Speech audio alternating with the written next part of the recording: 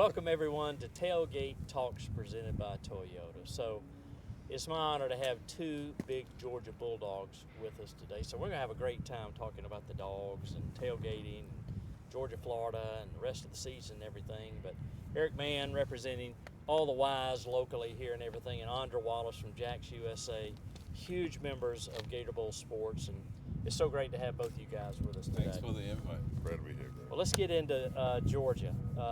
Obviously, there was a great game here a couple of weeks ago. Talk a little bit about your memories, Aundra, about Georgia, Florida, and what makes that weekend so special. Well, Georgia, Florida for me goes back to roughly 1980. So I come from a small town in Georgia, Wrightsville, Georgia. Yeah. So you know number 34. So I know number 34. It was number 43 in high school, but it turned out to be number 34. So I go back to a long way. Coming from a small town, less than 9,000 people. That's a lot of folk, in Gator Bowl at that time. So it goes back deep for me from that standpoint. The cocktail party to what it is to this day, but it's always a great tradition, Greg, to see people that you grew up with. Yeah. Eric, what about you? What's your memory? I'm very similar. I grew up in a small town in Georgia, North Georgia, and I think in Georgia, when you're playing football, we ran the same offense at University of Georgia. Our colors were red and black, and so Georgia, Florida for me was always on television because I'd never been to Florida, but I just knew of. Reggie Gaffney was the quarterback.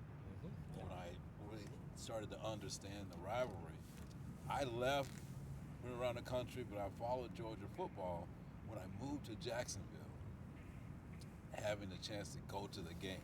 Yeah. And I call it Georgia As Florida. an adult. I call it Georgia Florida. Yeah. And so our things started to change. So we won 10 out of the last 14, right? And so everybody in the office where I work, they're all Gators, and they're like, since you've been here, we haven't done very well. They're trying to get me to leave. Dogs, they got a good program, and I'm excited about this weekend as well. Yeah, it's going to be a tough one, no doubt about that. Let's fast forward to 2028. Can you give us a glimpse, maybe, Aundra, of what's in store for 2028, not only with the stadium, but everything that's going on with this So, Jacksonville's going through a great transformation in terms of downtown redevelopment.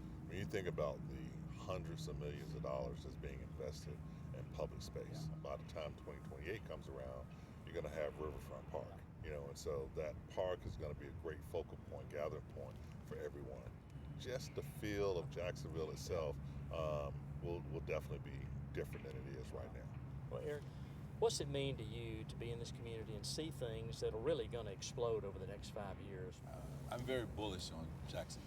I think that these next 5 years will be a significant change. But now the game is going to be in basically a brand new stadium. It's going to change the dynamics to where people not only are going to come to the game, they're going to stay and go out to the beach. They're going to stay downtown in the hotels. But let's flip to tailgating. What's your most memorable experience in college football? And what's your favorite tailgate go-to food? So, Aundra, I'll ask you that question first. Favorite tailgate go-to food is nothing better than grilling steaks. Oh, man. At an actual game itself. You can have whatever beverage that you choose, but it's just nothing like, being able to set up shop, being able to basically prepare everything right there in front of everybody, because it's a competition. You're competing against your neighbor, because you walking over, you smelling food, you looking to see what they got going on, and you coming back, man, we got to make sure that ours looks better than theirs. And then, when you talk about it's about sampling the food. Now, one of the best tailgates, I still say, mine goes back to my time living in Miami. Tailgating in and around the old Orange Bowl, Florida State, Miami. I mean, great Cuban food mixed in with great Southern cuisines. That's some of the best tailgates. And I got to tell you, that is a lively rivalry, equally as well. How about it, Eric? Mine, like I said, when I moved here, I really got into going to the tailgates.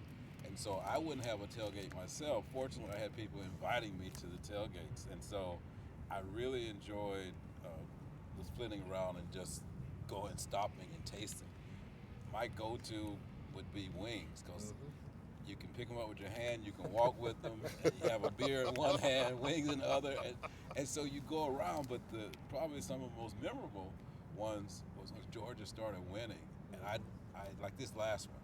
I got a picture. I got a championship belt hanging over my shoulder, and I'm going to visit all my Florida friends. But Greg, I think one you can say, one of the things about tailgating at a Georgia-Florida game is it's family. And it's a good friendly rivalry, but it's still family. So it's a good family reunion, and that's where people have just been coming to this game forever and a day. And people look forward to it. No doubt about that. Our pleasure to have both of you guys with us today. And this concludes another Tailgate Talks presented by Toyota. Visit your local Toyota dealers today. Toyota, let's go places.